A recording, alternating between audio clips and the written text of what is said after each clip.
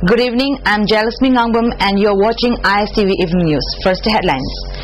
2 suspected PLA cadres killed in an encounter by a combined troop of 21 para-commandos and 15 Assam Rifles at Tolenkul in Chandel district. 3 days state-level youth festival kicks off at Kumanlam Park Youth Hostel. And armed miscreants continue attack on Adaksha, Upa Adaksha and Pradhans of Jila Parishads. Now the news in detail. 2 suspected PLA cadres were killed by a combined force of 21 para-commandos and 15 Assam Rifles in an encounter in Tolenkul in Chandel district today. According to reports received, the encounter took place around 3:30 am. The villagers heard loud sounds of firing and bomb blast in the early hours of the day and fled their homes for safer places. The identities of the 2 killed are yet to be established. The security personnel, who are reported to be in large number, left Tolenkul this afternoon around 3:30. The media is yet to confirm whether the security forces recovered arms and ammunition and the number of casualties. Details are awaited. According to latest information on Tolenkul encounter received here, the security forces have recovered 2 AK-47 rifles, 1 RPG, 1 lethal gun, 2 UMZ and 1 M4 gun and 1 9mm pistol. The killed persons were PLA cadres and there might be more casualties on the site of the underground outfit. Youths coming from different districts of the state are participating in the 3-day state-level Yuva Kriti and cultural festival which began today at Kumanlam Park Youth Hostel. MLA Y. Surchandra, in a speech as the chief guest of the inaugural function, expressed grave concern over the present situation in the state. He said, the people seem to have lost interest in creative activities. They are more interested in staging demonstrations and taking out rallies.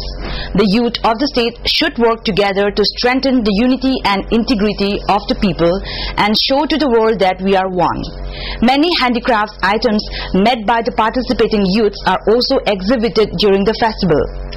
Nehru Yuva Kendra Sangathan Imphal Zonal Director Jackie Reva presided over the inaugural function. Unidentified armed miscreants continued attacks on Adakshas and Upa Adakshas and Pradhans of Jila Parishads in Imphal West and East districts during the last 2 weeks. Jila Adaksha Bimola and her husband were shot and injured on the 11th of this month at a home. A few days later, a hand grenade was hurled at the house of Pradhan of Lamjau Tongba Gram Panchayat, Thokchom Sumanta, creating panic among the people in the area. Last night, miscreants hurled a Chinese hand grenade at the house of Upa Adaksha, Imphal West 1, Bizenti at Ngarambam Mayailekai around 8:30. Bizenti's husband Iboton said they heard something thrown in their courtyard while they were having dinner and saw the grenades lying there. No organization has made claims so far.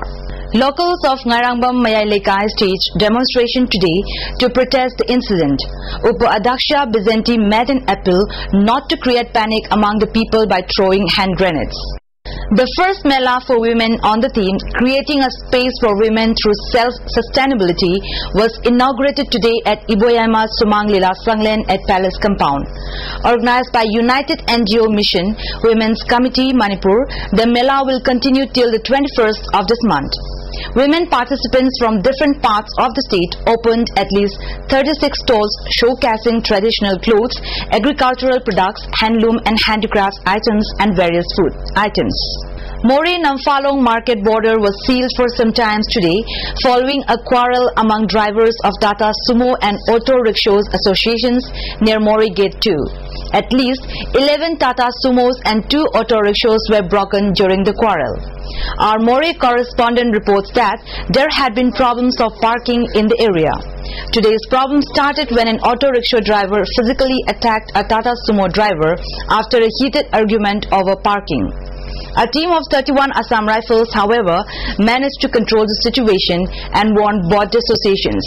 A meeting of leaders of all communities, transport associations and authorities concerned will be held on the 19th of this month to discuss the problem of parking. Uttar Pradesh has achieved the dubious distinction of reporting the maximum number of child sexual abuse and rape cases, and the national capital comes a close second. The country's largest state in terms of population has reported 61 child sex abuse cases and 900 cases of rape of children, with Delhi coming next with 52 child sexual abuse and 301 rape cases, according to the National Commission for Protection of Child Rights (NCPCR). While the figures for child sexual abuse are a compilation since the inception of the NCPCR in 2007, the number of rape cases are for the year 2008. The North-East states have fared better, with no cases being reported from Sikkim and Arunachal Pradesh and only one from Manipur. Complaints received by the NCPCR are processed and forwarded to the concerned state governments or union territories for remedial measures and for taking appropriate action under relevant laws. One-day national seminar cum workshop on preservation of museum object and heritage management was held today at Manipur University Museum. Pro Vice Chancellor Professor H. Nandakumar Sharma inaugurated a cultural exhibition and released a book on museum and a journal.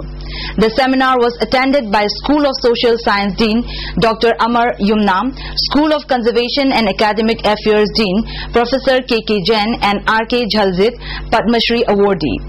Speaking on the occasion, Professor Nandakumar said, "Museum plays a significant role in preserving items which has historical importance and help the younger generations in understanding the lives, traditions and culture followed by forefathers. We all must preserve the historical items for benefit of the younger generation." And the source of what you call heritage for future generation, how things took place, how was the tradition, how was the costume, what type of costume king, queen and other people they used. A 16-day state-level flower show organized by Western Association for Development Ningthemsa Karong under the sponsorship of Horticulture and Soil Conservation Department began on the 15th of this month at ISKCON.